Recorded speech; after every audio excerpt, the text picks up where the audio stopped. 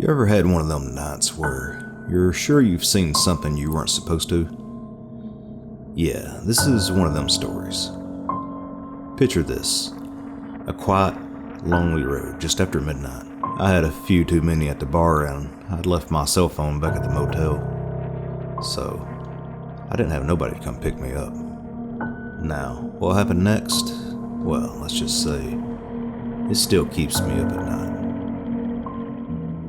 All alcoholics know, at some point, a thing you love will kill you. It's a dangerous romance, a razor-thin line between logic and lust. This is something I have struggled with and have blamed on my father my entire life, because at least that way, I had an excuse to keep doing it. If this curse was handed down to me, I'm a victim. I don't have to think about how much I enjoy destroying myself because it was inevitable. His true love claimed him when I was 16, after he drove his truck through the front of our house, blaring sirens in hot pursuit. Rather than face another DUI, he decided to try and beat the cops back to our house. The last things that went through his head were, "See, I told you I could make it back." Then windshield glass, and finally, I'd assume, the family photos that hung on the wall over the couch. Wearing a seatbelt would have saved him, but we were thankful he had it. We wouldn't have been able to afford his legal fees. That image, the front of his work truck, lighting up my mangled father's corpse, draining into the carpet where I watched cartoons and ate cereal.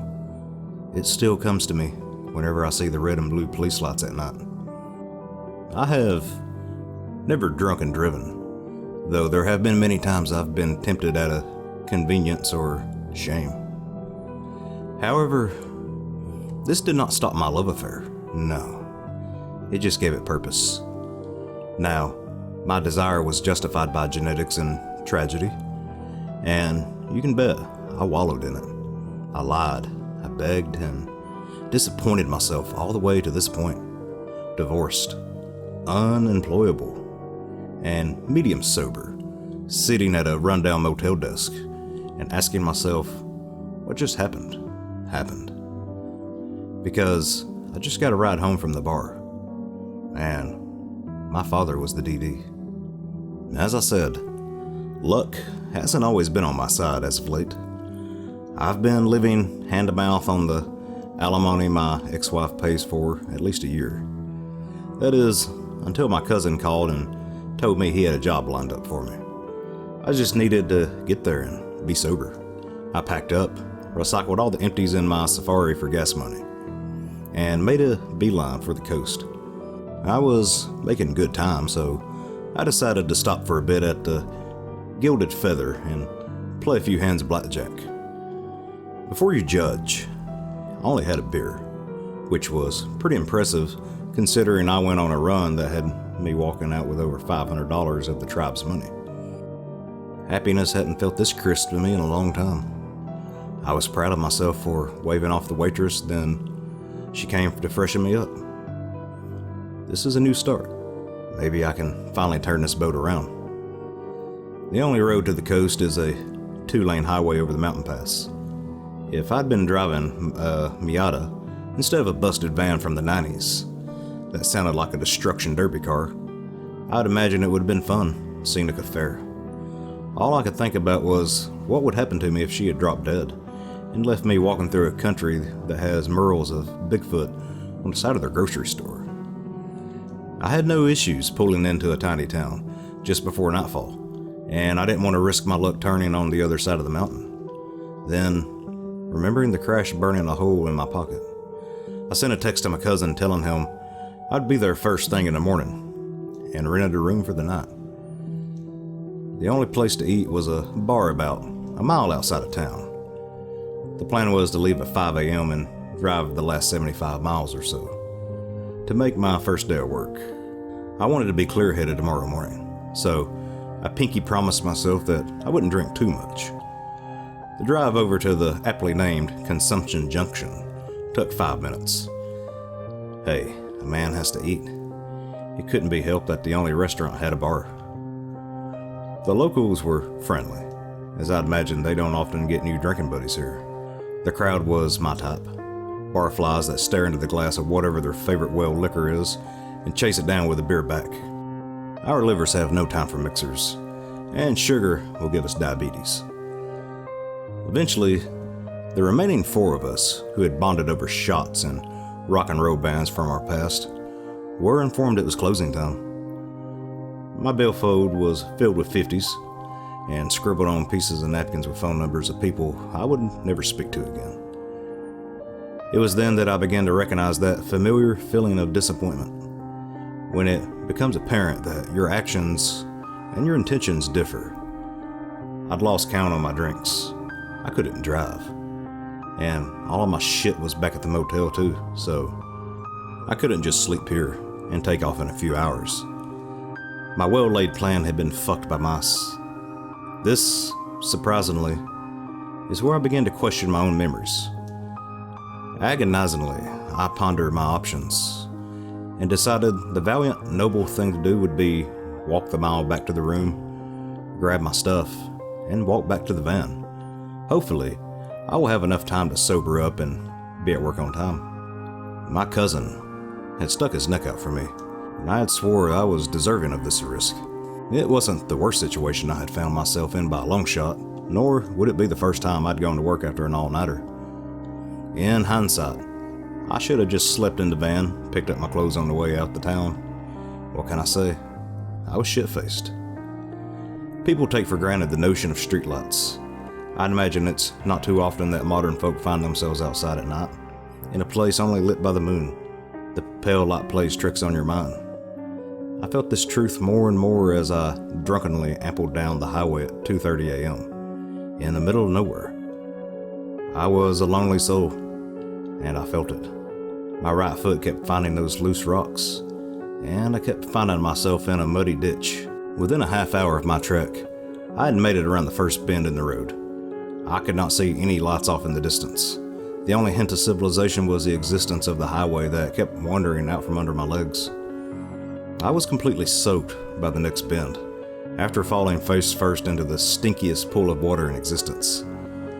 In that moment, I was thankful for the darkness, as I would rather keep the mystery of what I was swimming in alive, instead of knowing the foulness of its contents. The realization I had left my phone in the van to charge hit me about an hour into my journey. A complete guess, as I am thoroughly convinced I had walked for 3 hours at least. I remember sitting on the side of the road for a while to cry. The roller coaster of emotions became too much for me. My loneliness was so complete, as there would be no one for me to call for help, even if I had thought to bring it. I remember wishing someone drive by and take pity on me. I just needed to get to my room and take a shower. I would be a better man then. In the distance ahead of me, a light appeared, blinding in the blackness that my eyes were so accustomed to. Angelic, divine. I was saved. The prayer of a drunk answered.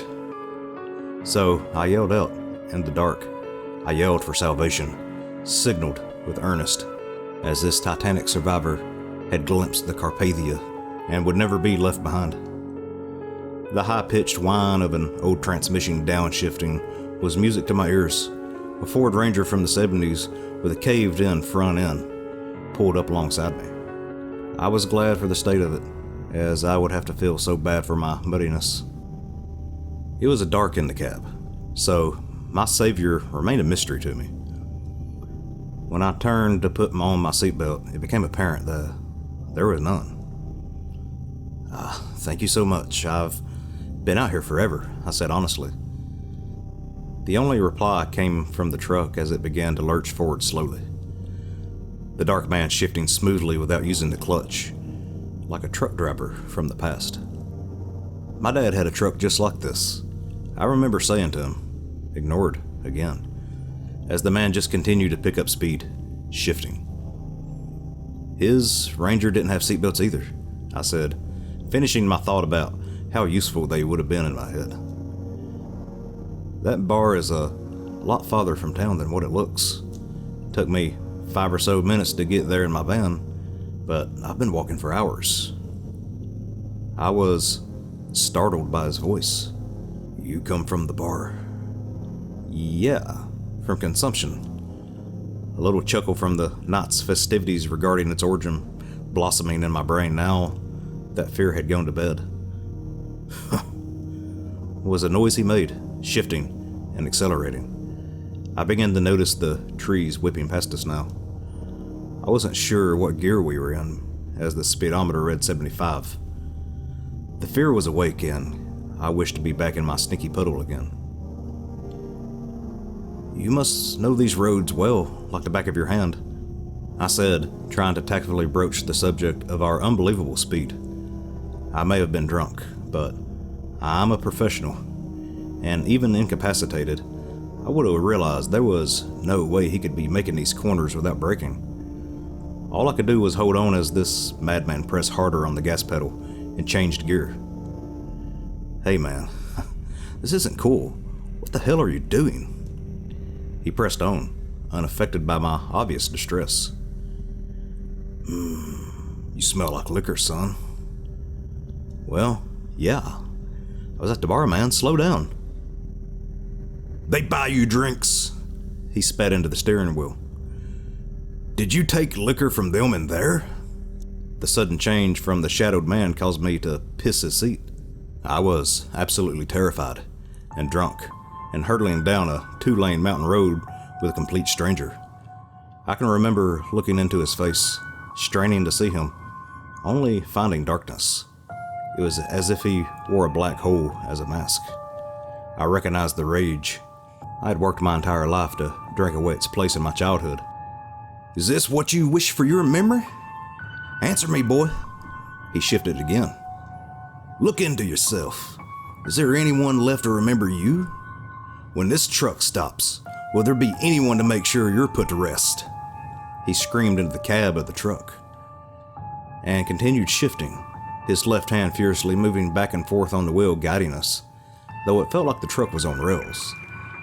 There were no longer trees flying by, as now the entirety of our surroundings had become a blur outside the truck. My hands, searching for a solid place to brace, moved to his dashboard, pleading for security. "Consumption leads to rot," he bellowed. "All dead things rot." I crunched something in my clasping hands and pulled it to my face, only to recognize my own countenance staring back at me. It was a faded picture of me and my family, standing outside our house, all waving and smiling for the camera. I looked at the man's face and only saw my imagination. "Glory to those that know their place. They know they are a burden on those they love, and look to pay that debt." Dad? This picture was real. I could feel it in my hands. Behind those waving, smiling faces is a broken home. Behind that broken family would lay a crumbling house. The overalls, stained in a familiar pattern. Those hands, gnarled into clubs from work, were used to teach me better. I could smell Copenhagen and beer in the cab of the truck, body odor overpowering the Old Spice. I knew where I was. I knew who I was riding with. I know where we're going, as I had visited often in my nightmares. And I began yelling, "You're right. Like father, like son, huh? I thought that just because I never drunk and drove, I was better than you. That's because I never had kids and beat them. That way we weren't the same. Yet here we are. Here we are alone and hurtling drunk down a road in your truck. You win. Are you happy, Dad? Just like old times. Except this time, I get to be drunk too." My throat burned along my eyes. Tears and sweat and alcohol came out of me as I unloaded everything that I hid from myself onto the man that had left me behind. I screamed, and I screamed, and I screamed. And he facelessly shifted and swerved in anticipation and sheer hysteria. I began baiting him. "That spot looks good right there. Come on. Come on, any tree will do. Just make sure it's solid. I don't want to limp away from this, Dad." Reaching under the seat, I found the emergency beer I was looking for. The one that I knew from experience would be there. "Oh, look at you, Pops. Still a man after your own heart." As I cracked it open, worms began to flow out of the can. They began to burrow into my legs, righteous agony, driving out of my hysteria, and replacing it with raw, unadulterated horror. "Oh my God, Dad, please help me." Broken Wild swatting at something wicked and looking for their parents' salvation. "I need you to save me." "There's nothing to save. You look to fill your hollowness with the vice and sin. What would be left for you? You know what you are. And drink yourself into oblivion and hide from it."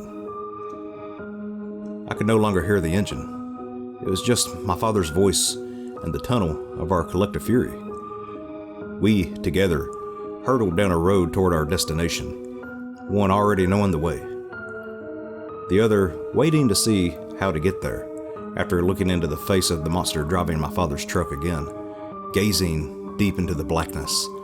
I closed my eyes and accepted my fate. I woke up in a gully, completely soaked and disoriented, and about 15 feet off the shoulder of the highway. I had been laying there for a while, as my hands were pruny from the water, and I was dreadfully cold. It wasn't until I made it back to my motel room and stripped naked in front of the mirror did I see the true extent of my injuries, though I had felt them on the way. Black and blue covered my shoulders and chest, all decorated with 1,000 little cuts, my thighs ravaged by little pin-sized holes oozing. My face got it the worst, as both my eyes were almost swollen shut, and there was this massive gash across my forehead. If I didn't know any better, I'd suggest I went through someone's windshield. Of course, that's ridiculous. There was no accident anywhere near where I woke up. Not that I looked very hard, admittedly. Call it a hunch when I walked back to get my van. I won't see any wrecks being hauled off. They cleaned it up a long time ago. I watched them in my pajamas doing it. The sun is coming up, and I'm going to miss my first day of work. Oh well. That bridge was stupidly built of flammable material anyways. But I wanted to sit and top this all out before I can shower and sleep away this nightmare. It's more likely than anything I fell down during my journey home and tried to break the fall with my face. The hill I had to climb up to get back on the tarmac was so steep. It took a few tries and there are plenty of rocks for me to find.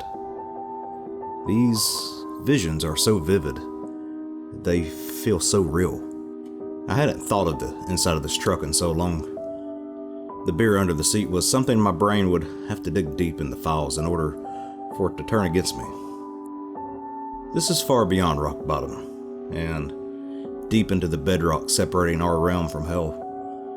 That black hole face looked into me and was disgusted. Real or not, it's time for change.